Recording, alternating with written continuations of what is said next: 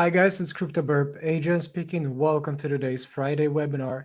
Everybody, I'm happy to be back in my studio after the surgery, still having the stitches on me, some kind of like metal clamps, but I'm improving fast and improving fast enough to actually deliver some special live stream for you. This is going to be a 30-minute show, 30-minute broadcast, and we are going to discuss what's happening on crypto, on equities. We're going to also touch upon what's going on the other traditional markets amid the Russian Ukraine war and amid what's just been going on in Miami 2022 for Bitcoin conference. If you guys are ready, make sure to stay tuned. We're going there right in a second.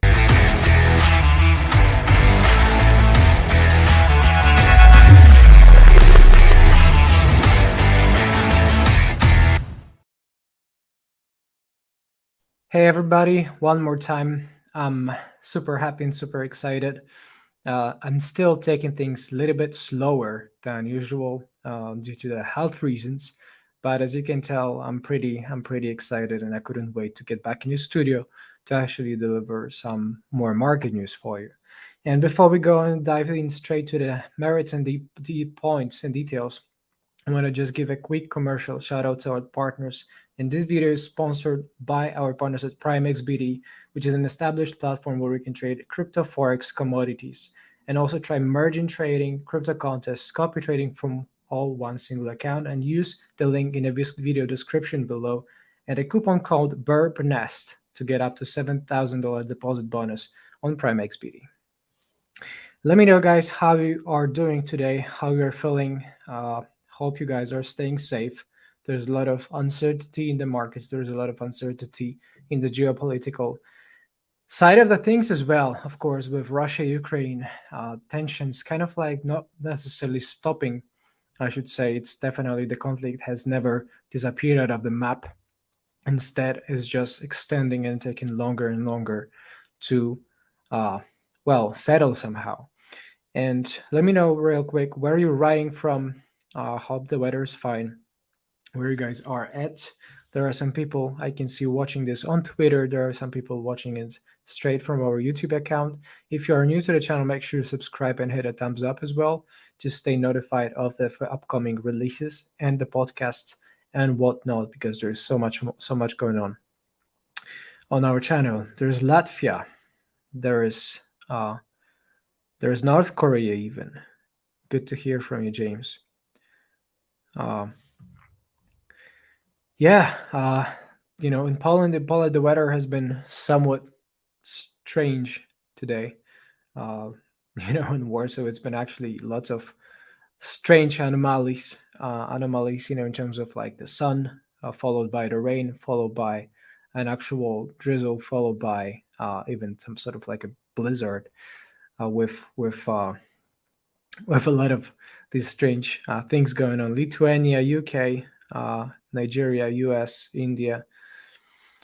This is good and soothing to see you guys are also watching this show in the Rio de Janeiro. This is amazing.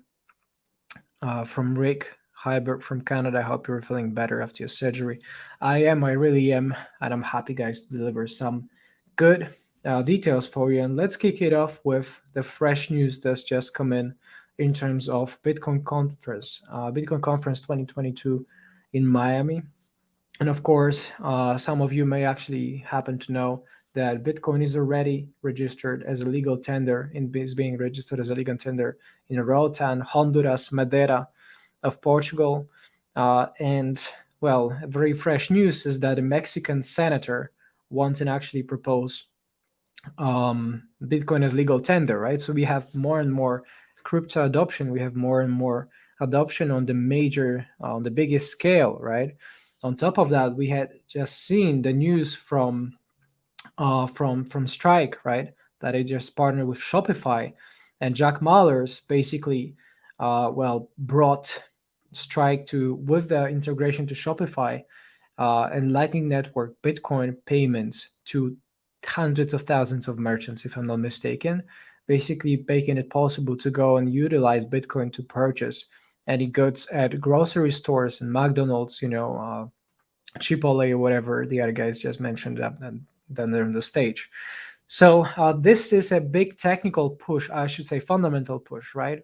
On the side of the things that we are growing the adoption. We are now going to be able to utilize Bitcoin as a payment method, and because of this integration with many merchants, many places, and this is definitely good. This is definitely good on the fundamental side, right? So I'm happy and I welcome this sort of a news. Uh, this is well, this is somewhat soothing after, of course, or not amid all the bearish or chaotic news that had been flowing had been flowing in over the course of the past couple of months, starting off with the deflationary rate hikes in December, early December by the Fed, right? Only recently, also a little bit of a bearish influx on the selling pressure coming after, freshly after Michael Saylor announced buying another purchase of their Bitcoin holdings, followed basically by FOMC minutes, which, as reported, were discussing a bit tighter monetary policy in terms of rate hikes. So, and instead of moving and actually pushing the rate hikes by 25%, 20.25% or 25 basis points, we the paper actually argued the necessity to raise a little bit more aggression in the rate hikes and bring 50 basis points kind of like increase. So this, ever since the news hit the market, there was a somewhat negative reaction on the equities, both on the equity side and on Bitcoin side. So we're going to give it a deeper check right ahead. And well, starting off with a quick market summary, right?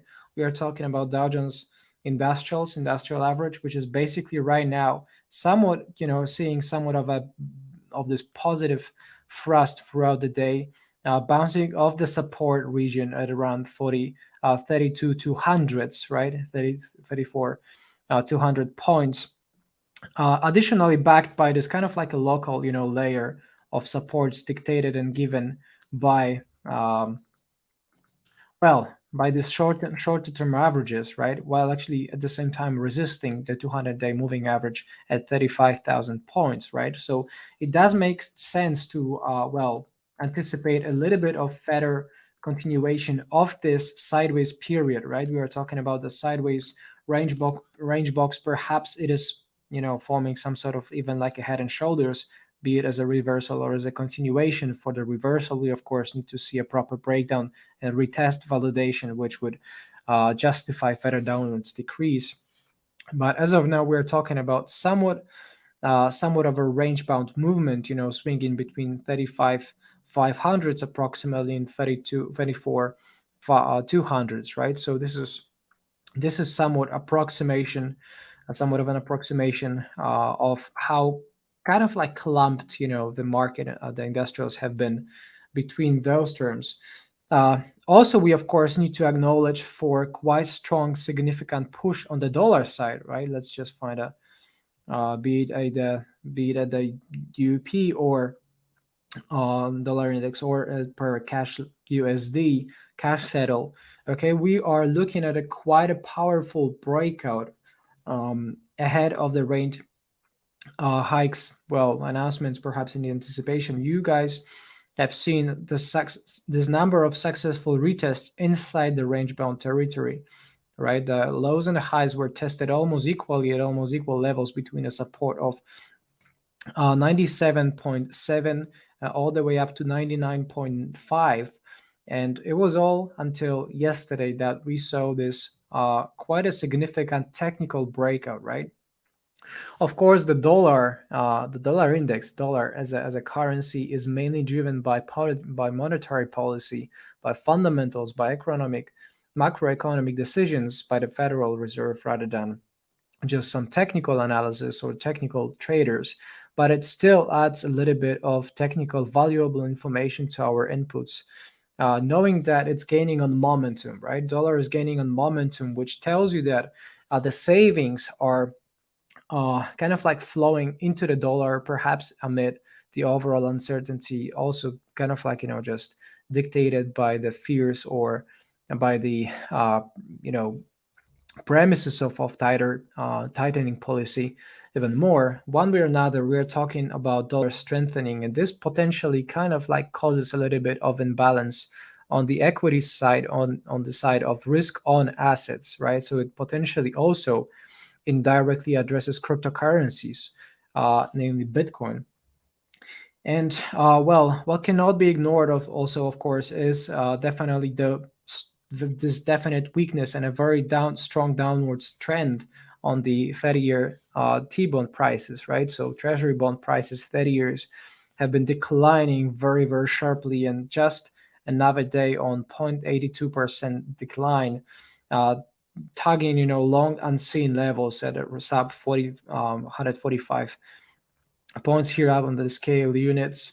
Well, this also comes, of course, with the opposite correlation to the yield increase, right? So the yields, while the bond prices have weakened, we're talking about a strong breakthrough to the upside on the yields, right? So returning 2.7% yields right now, and 2.28% on the upside ever since the market opened today, right? So this definitely brings another, well, directional boost to the momentum on the bullish side of the market for the yields, right? On the bullish for the yields and for the dollar, you see a lot of similarities between how the dollar and the yields have been actually just returning very recently. And if we are to go real quick to commodities, I do believe it's important and necessary to well to differentiate between different time frames, and how while the longer time frame is definitely bullish, you see a strong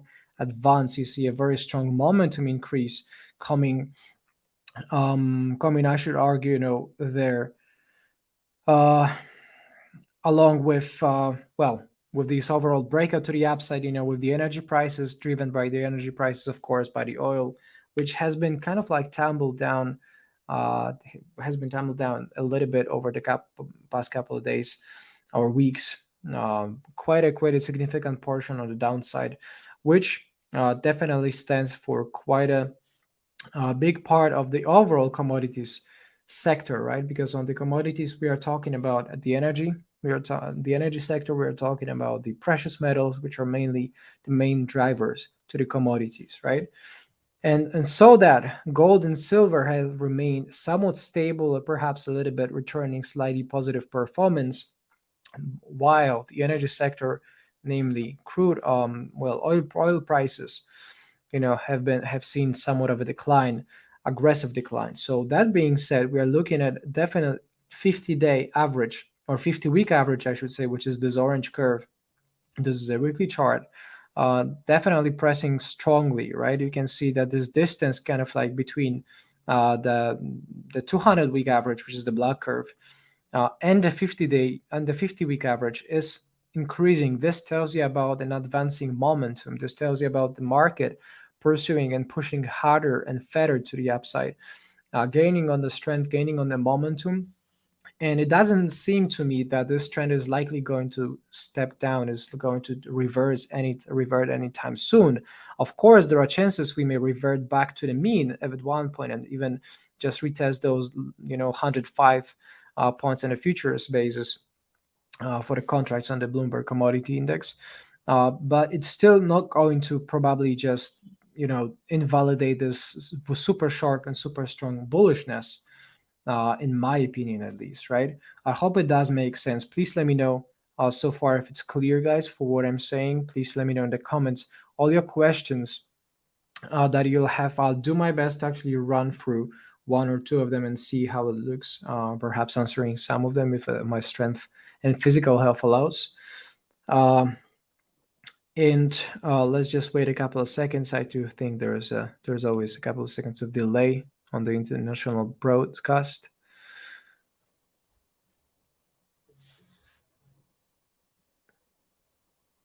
A second or two. Check. Not sure if this is only on my side or the stream has stopped. I don't think so. Please let me know. Check if you guys can hear me, if you can follow still clearly and well. I'm just checking it on my smartphone. Uh, in the meantime, check. Talk to me, guys. You're okay, Raven. Okay. Uh, yeah, perhaps a little bit above average delay. Back at it, we are discussing very strong commodity markets, right? And very strong commodity markets are typical premise of upcoming recession, which combined with inverted yield curve, are is definitely talking a lot about the current state of economy and how we are ahead of a recession potentially, right? And this does bring, of course, a lot of challenges to the federals, not to cause a deflationary shock, not to cause a deflationary crisis similar to the one seen in the Great Depression of 2000 of 1929-32. And well, what does that mean in practice? It means that the commodity prices, after even a short period of consolidation, even correction, like I said, towards the low 100 points on a future scale here, it would make a lot of sense with the 50-month average going and curving up and accelerating to the upside. It makes sense to anticipate further upwards continuation following this short-term relief or short-term relief on the for bears, if you will. Uh, and this definitely does impact also other markets, just like equities, right? Here we are looking at, well, frankly speaking, let me have a look real quick. On the markets such as S&P 500 and composites, right? Let me just display it real quick, which chart that wasn't specific. For some reason, it's evaporated somehow.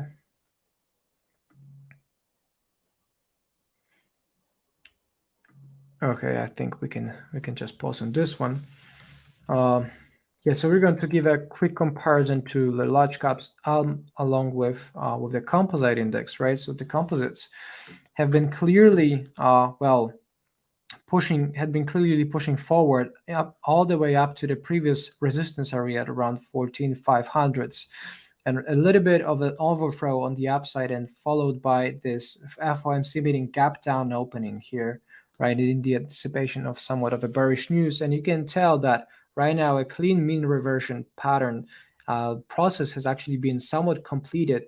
And if it's supposed to bounce, then it better really bounce over like at current levels, which are definitely justified by the technical analysis approach, right? You can see a lot of reaction on the previous side. The previous swings, right? The previous rejection, and based on the technical analysis principle of polarity change, you could argue that the prior resistance, once broken, becomes a support, right? So it makes sense to anticipate a lot of support in this region from the technical point of view, and if undisturbed, and if not disturbed by some fundamental factors, by some things that the charts cannot really tell you about, which is, for instance, the next steps of Russia-Ukraine war, or where the bombs are going to be dropped. The charts are not going to tell you that, right? So assuming there is no escalation, assuming there is no change on the outside of the state of the things, the market is supposed to see somewhat of a bounce here, right? But note that, of course, technicals are somewhat dependent on the fundamental changes when there's a lot of uncertainty. You see a lot of potential weakness also coming from the MACD, moving average convergence divergence indicator, which tells you that the momentum is weakening, right? This upwards momentum is weakening. It is actually crossed over to the downside. The faster of it is lower oscillating average. So while it perhaps makes sense to anticipate a little bit of an upwards, perhaps to close the gap, the breakaway gap here, and perhaps resume a little bit lower even, right, if the fears of the rate hikes continue to escalate.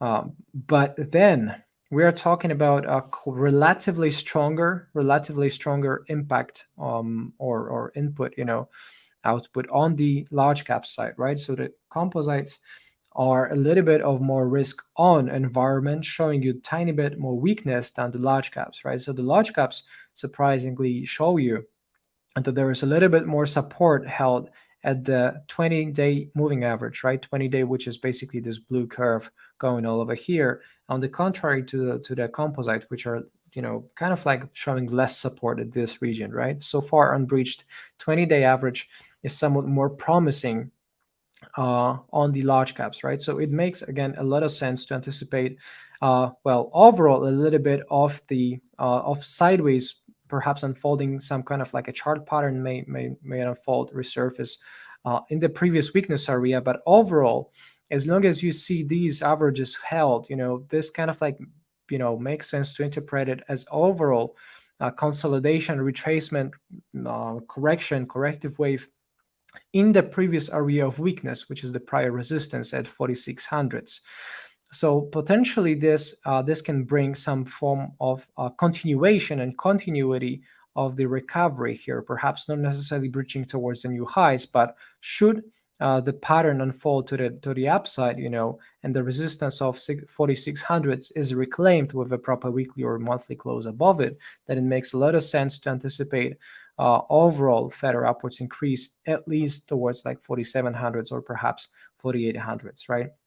But we can argue that overall readings are somewhat uncertain or somewhat little more bearish than bullish in the medium term or in the long term, right? So we are mainly talking about not necessarily market being very aggressive and risk on, but rather retracing and recovering a little bit to the upside after a heavy shock in the Russian invasion on Ukraine, right? Which definitely pushed the the following bottoming mark in process.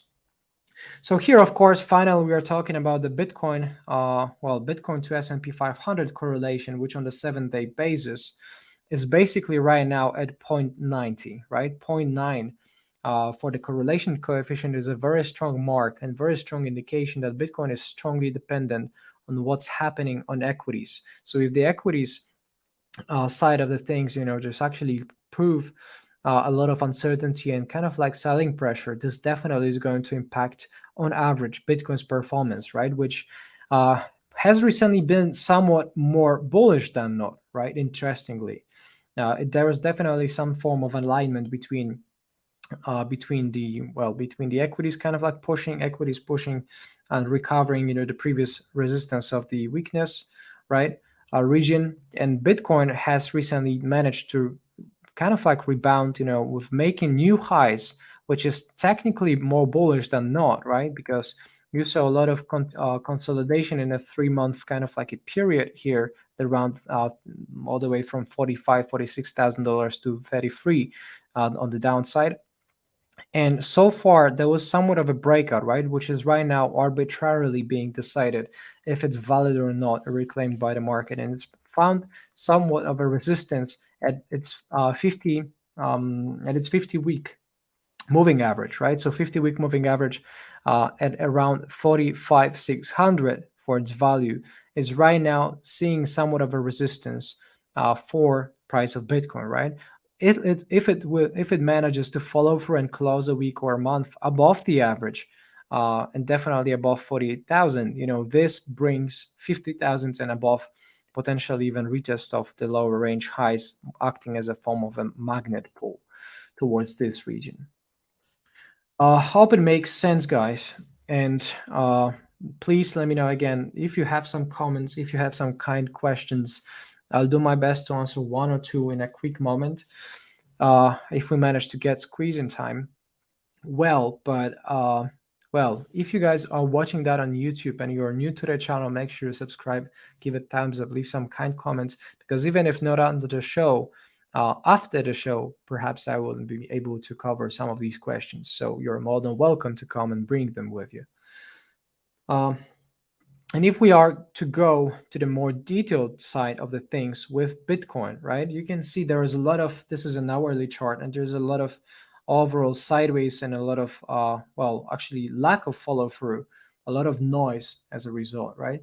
So my favorite time frame, perhaps you happen to know, is 12-hour chart, right? And 12-hour chart with application of the Berbigator Pro CTF trailer, which is current time frame trailer, basically tells you that the bears have managed to regain the upper vote in the market, right? Ever since breaking through this $45,000 support level, which was kind of like validating this entire drive up ever since 40,000 all the way up to 48,000, which was somewhat of a very powerful 20% rally, above 20% rally.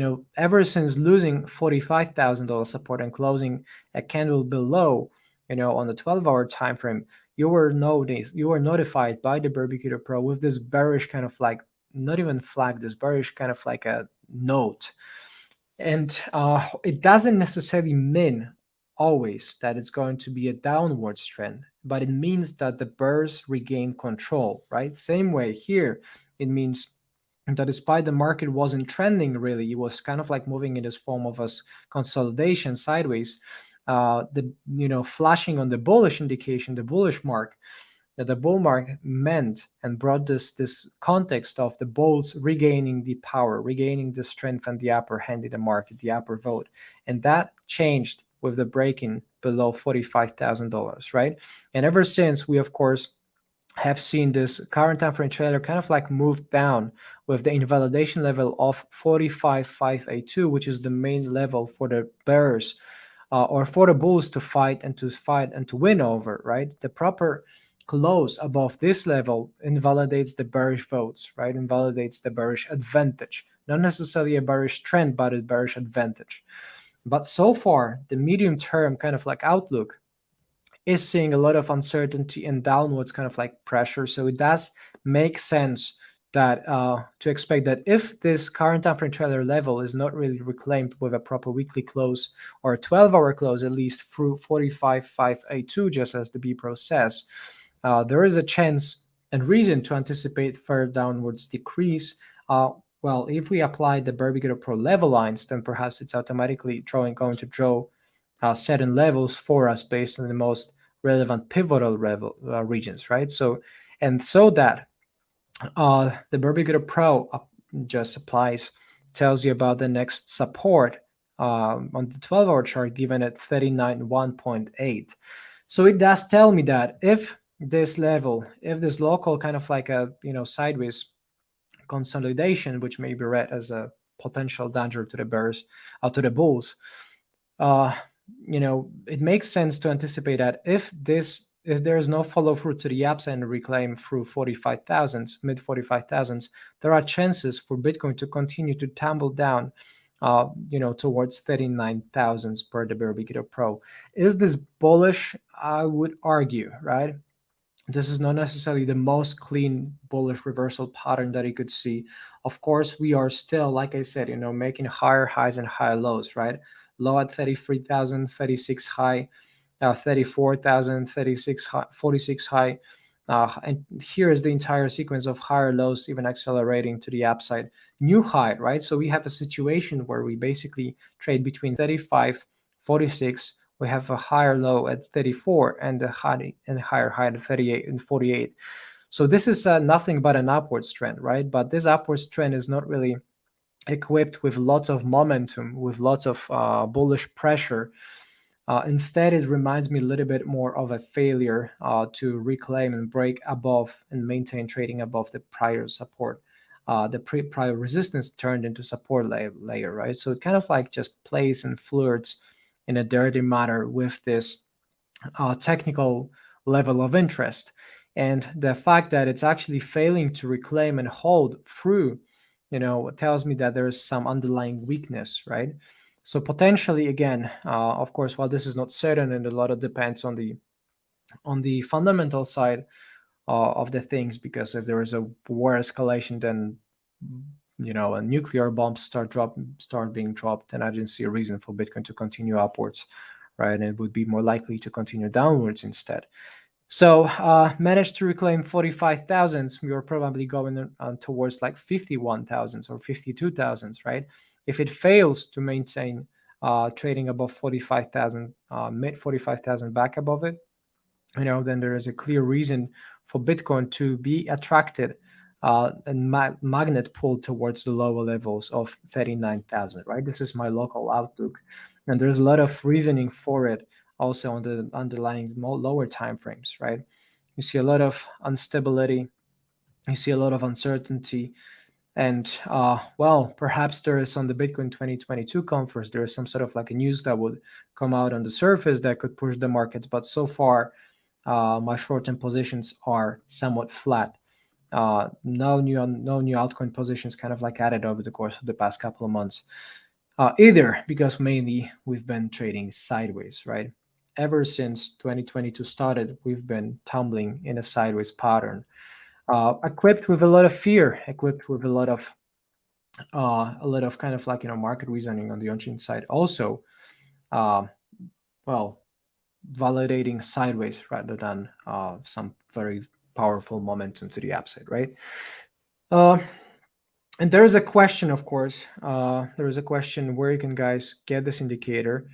So this is actually an indicator which is called Barbicator Pro. We have it on our website on the burbness.com, where, by the way, you can sign up free for 7 days free trial, not for this indicator, but for the group exclusive premium group access, which exists since 2017. It's basically become and grown to become one of the largest in the world of this kind, bringing all together and gathering the enthusiasts for cryptocurrency trading as well as other traditional markets. We have very powerful people, very powerful new additions to the team, some of whom you're going to listen and hear on the podcasts coming up. So you can get 7 days free access to our group, right? Of course, with all what lots of community discussion, with of course trade calls, trade ideas, legacy chats, fundamental reasonings, lots of trading tools, useful trading therapies by certified and accredited PhD psychologists, as well as my personal trading channel. Coming up with other trading channels and journals available, with chart requests, market scanners, all that, guys. Coming up with exclusivity reports coming to serve your questions 24/7, 365. But regarding the indicator, this is called Barbicator Pro, and you can get 10% off with crypto payments should you go for a monthly or for a month, or even the yearly chart or yearly option package. And before you actually get it, there is an entire documentation which you can read through freely at 24/7, all the time available, accessible for you to understand what this is. And this is a very amazingly written and very comprehensive guide on what Barbicator Pro is and what options it does actually offer to your trading system, because it's not an indicator. It's a complete trading system that I personally use for my trades. And I do believe that there are not many questions in the chat so far, uh, and if I'm not mistaken, unless there is some strong delay, I think it does make sense to invite you again if you have many questions that haven't been answered, that for some reason are not really flowing onto my side. I kindly invite you to join on the 7-day free trial basis to the Burbness community existing since 2017. Because if you didn't manage to ask those questions here, you'll be able to answer them to get answers for them 24/7 from myself and from my team. That being said, I guys want to thank you for participating in today's Friday webinar. I do as much as my health allows me right now while recovering fast and slowly, but surely, actually, I should say, because there's not such a thing as fast recovery, to be honest, to your body. Still on stitches, right? So I need to take things slowly, but I'm happy to bring this overall conclusion to you guys, discussing and arguing whether it's time and best time to buy crypto and stocks. Well, in my opinion, it's better to wait a little bit more. Of course, it's going to depend upon and be decided upon your time frame. If you're a short-term trader or noise trader, intraday trader that equips themselves with leverage, a lot of trading capital, then you may see on different kinds of trends, right? Bitcoin may be bullish on 1 minute time frame, but maybe bearish on 4 hour time frame, and bearish on 12 hour time frame, but bullish on weekly, right? And each and every single time frame is going to be having different sort of traders attracted to it. So my view upon it is that the bears have regained the control of the market, with the risks and danger of going and falling into the $39,000 region. Should $45,000 is not going to be not be reclaimed, basically, right? So My vote is to wait or not to go too heavy on the risk on environment. Lots of reason to be defensive stocks, defensive sector staples. Consumer discretionary, we're pretty much just following and performing well, which tells you about this overall stage of defensive approach to the market. So that being said, everybody, thank you for joining on today's stream. I hope to see you guys in the Birb Nest exclusive corner, 7 days free. Go to thebirbnest.com/free trial or thebirbnest.com and truly click on any free sign up button. And I see you guys there. God bless you all. Thanks for joining, and I see you on the next shows.